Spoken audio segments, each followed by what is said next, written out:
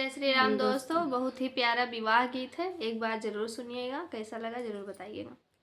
हमारे बाबैया जी के चंदन पलंगवा हो, रेशम डोर बीनाई जी, रेशम डोर बीनाई जी, से चलंगा सोवले लडिले दूल्हे रामा, कोरवा सजनवा कै धेरी जी, कोरवा चलाते चला सासू जी कै पुतवा हो, खसमा सहमै ना सोहाय जी, खसमा सहमै ना सोहाय जी,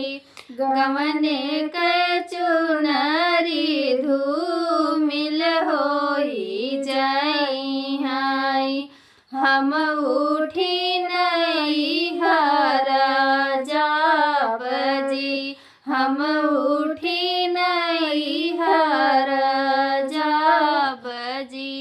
अतना वचन सुनी ससु जी कै पुतवा हो, उठले पीताम्बर झरिराय जी, उठले पीताम्बर झरिराय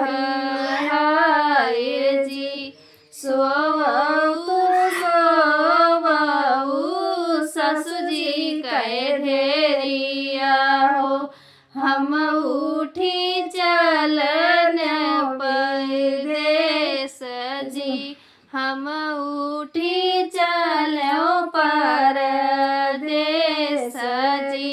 अतना वचन सुनी ससुर कै धेरिया हो, मन ही पछिताई जी, मन ही पछिताई जी।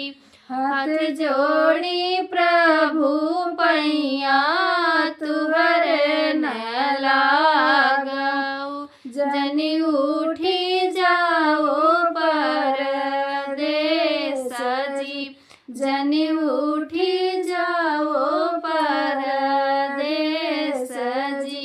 तुहरे संगरिया प्रभु जोगी न होई बाई, ना संग माई ना बाप जी, ना संग